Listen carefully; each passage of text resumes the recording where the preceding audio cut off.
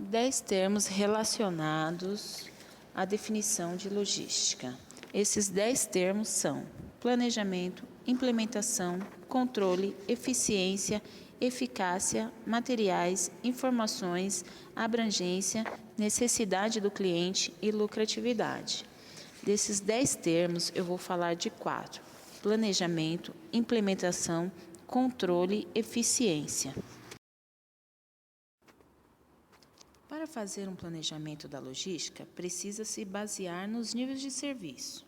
Aí sim, planejar os modais de transporte a serem utilizados, a rede de distribuição e de suprimento, os níveis de estoque e modelo e tamanho, a quantidade de armazém, a localização física das instalações. Tem 3 tipos de planejamento indispensável. Planejamento estratégico é aquele que ocorre a longo prazo, maior que 5 anos.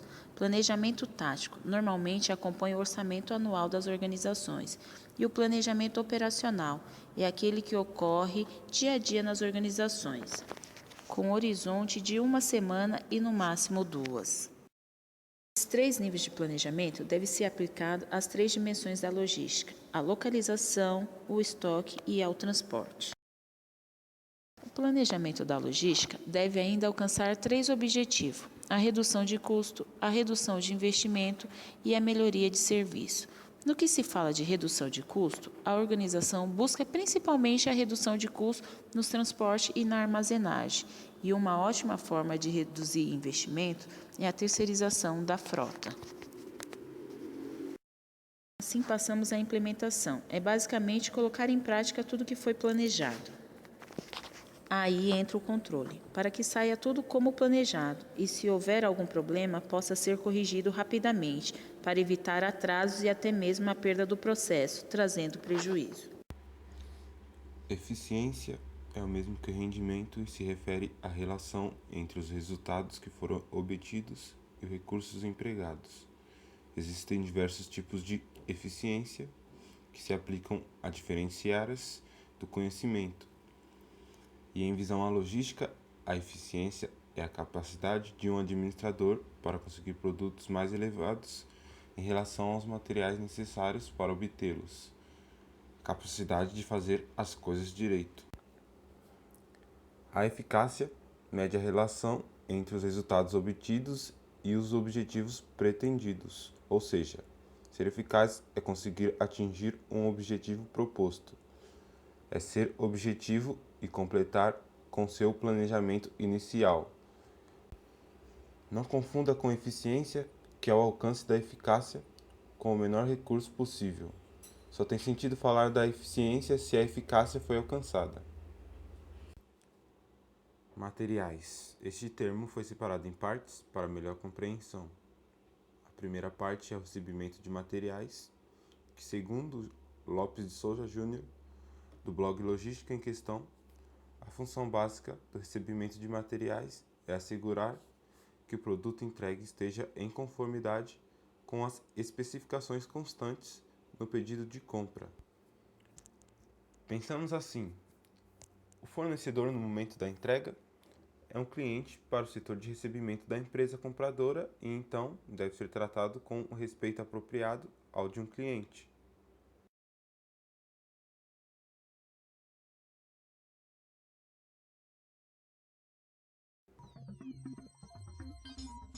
Recebimento das esquadrias ESAF. Antes da descarga, confira se as esquadrias estão em perfeito estado. Caso haja algum tipo de avaria provocada pelo transporte, como produto amassado ou vidro quebrado, ou ainda se houver falta de produto, troca de medida ou troca de etiqueta, comunique imediatamente o representante ou o SAC da ESAF, informando o número da nota fiscal. Registre o problema no canhoto da nota.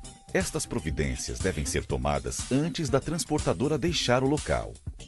A ESAF não se responsabiliza por avarias posteriores à entrega.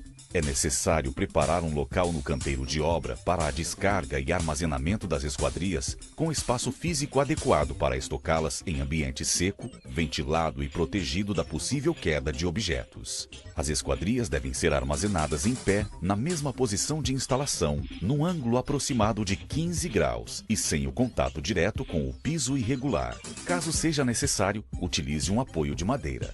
Em caso de empilhamento, é necessário prever calços de separação, sempre limitando a quantidade a uma altura segura para o manuseio das peças, sobretudo para que o excesso de peso não danifique o produto. As pilhas não devem ultrapassar 20 unidades. O transporte das esquadrias entre o canteiro de obra e o local de instalação deve ser cuidadoso. Recomendamos que cada esquadria seja carregada por 2 pessoas e sempre deslocada na mesma posição de instalação. Nunca utilize os vãos da embalagem como alça. Todo o transporte vertical feito por meio de elevadores, guinchos ou grua deve ser realizado com os mesmos cuidados do transporte original. A segunda parte é o fluxo de materiais, que segundo WMSA Logística, o fluxo de materiais é definido como a parte da cadeia de abastecimento que planeja, implementa e controla o fluxo eficiente e armazenamento de bens, serviços e informações relacionadas desde o ponto de origem para o ponto de consumo, a fim de atender às exigências dos clientes. Terceira etapa é o manuseio de materiais, que representa a atividade de maior custo logístico, além de consumir um número maior de mão de obra nos depósitos. Devido a esses fatores mencionados, todo e qualquer sistema logístico deve ser planejado de tal modo que funcione com eficácia e produtividade para compensar esses custos.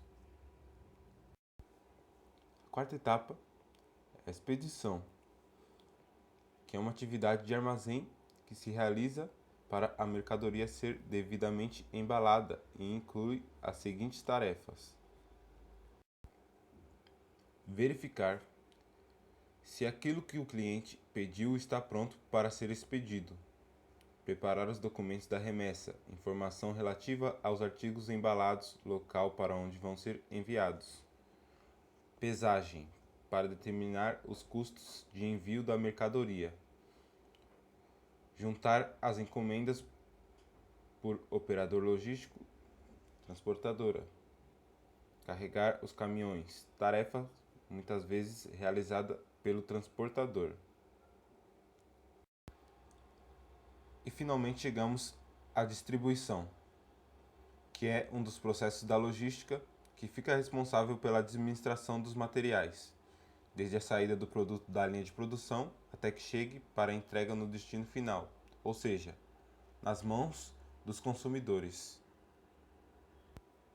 Para entender melhor essa definição de distribuição, veja o esquema a seguir. Com o produto pronto, ele sai da fábrica e é encaminhado ao distribuidor, que por sua vez vende o produto a um varejista. O varejista expõe esse produto para venda aos consumidores finais. Esse produto é o processo mais comum de distribuição, porém nesse contexto há uma série de variedades e também decisões a serem tomadas pelo profissional da logística. Os 10 termos relacionados à definição de logística. Vamos falar um pouco sobre informações da logística, que desde a sua criação, a logística foca-se na eficiência do fluxo de bens ao longo dos canais de distribuição. O fluxo de informação era, muitas vezes, menosprezado porque nem sempre foi visto como de vital importância para o cliente. Para além disso, a velocidade das trocas de informação era limitada à velocidade de circulação do papel. A informação exata e antepada é vista como sendo de importância crítica para o projeto de sistema logístico por 3 razões. A primeira dela é que os clientes têm a necessidade de observar informações sobre o estado da encomenda, disponibilidade do produto, tempo de entrega e faturação, sendo como tal estes elementos necessários de um conglomerado total dos serviços prestados. A segunda dela é com o objetivo de se reduzir os estoques ao longo da cadeia de abastecimento. Os gestores aperceberam-se que a informação pode ser eficiente na redução dos mesmos e das necessidades de mão de obra. A terceira dela é que a informação aumenta a flexibilidade em relação ao como, quando e onde devem os recursos ser aplicados para ganhar vantagens estratégicas. O sistema de informação logística tem que incorporar 6 princípios, características de modo a serem capazes de cumprir as necessidades de informação dos gestores e suportar primeiro que tudo. A informação logística tem que estar sempre disponível de uma forma consistente. Tem de ser flexível de modo a conterem capacidade para cumprir as necessidades tanto dos utilizadores do sistema como dos clientes. As informações logísticas têm que ser capazes de fornecer informações à medida das necessidades de clientes específicos. O sistema de informações logísticas tem vindo a ser utilizado para ajudar ao suporte de novos processos e estratégias de um ambiente cada vez mais concorrencial. Vamos falar sobre abrangências. Muitos especialistas confundem a abrangência da logística empresarial, restringindo-se apenas às atividades de transporte. A logística envolve não somente o transporte, mas todos os processos de abastecimento nos bastidores das operações. Dessa forma, a logística abrange tanto as atividades de suprimento e de distribuição quanto os processos de logística interna, seja uma indústria, um centro de distribuição ou varejo. Antes de uma mercadoria ser transportada, qualquer empresa precisa processar informações, desenvolver fornecedores, acionar compras, receber e verificar materiais, embalar e movimentar produtos, estocando-os apropriadamente para preservar sua integridade. E ainda é necessário planejar o controle de estoques e produção, movimentar e estocar mercadorias, aperfeiçoar o fluxo de materiais e pessoas, qualificar colaboradores e parceiros e gerenciar custos. Todas essas atividades envolvem também transportes, porém fazem parte da logística empresarial e têm importância vital para o negócio, implicando sua viabilidade econômica e vantagens competitivas. Ressaltamos que sem essas atividades não haveria o fluxo de materiais e, portanto, teríamos problemas no atendimento das demandas. Portanto, é preciso sincronizar e harmonizar com sabedoria todos os elementos que compõem a logística, entendendo que a logística envolve diversos aspectos que são necessários para o desenvolvimento de uma empresa. Como podemos verificar, nesse breve relato, o conceito de logística foi estendido, passando a abranger toda a cadeia produtiva e de suprimentos, alcançando uma dimensão estratégica.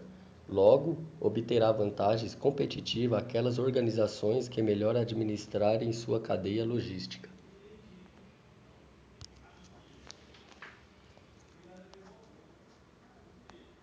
Eu vou falar um pouco agora sobre as necessidades dos clientes. O serviço ao cliente é um componente que diferencia a logística moderna da abordagem tradicional, já que atualmente a importância não reside somente na busca pela eficiência operacional, mas também pelo atendimento das necessidades dos clientes. Hoje em dia, os clientes estão cada vez mais exigentes. Na logística, o cliente espera um serviço de qualidade e que lhe ofereça as seguintes condições, que é denominada de 7 R's, que são entregar o produto certo, na quantidade certa, dentro do tempo de entrega requisitado, na condição certa, sem avarias, para o cliente certo, no local especificado e em um custo aceitável. E que a empresa também lhe ofereça um seguro para que o cliente sinta-se mais tranquilo e confortável.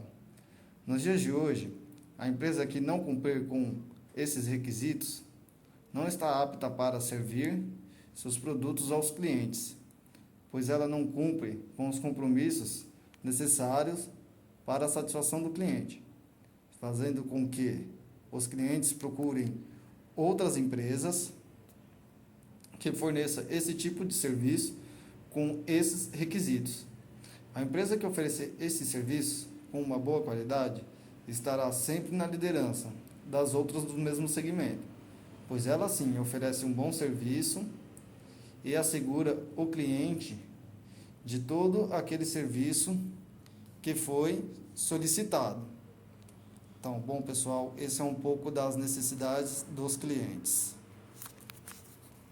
Todas as decisões que forem tomadas na implementação de programas de logística reversa terão impacto direto no volume de vendas, no volume de gastos, no preço e principalmente na lucratividade da empresa e na rentabilidade do seu investimento.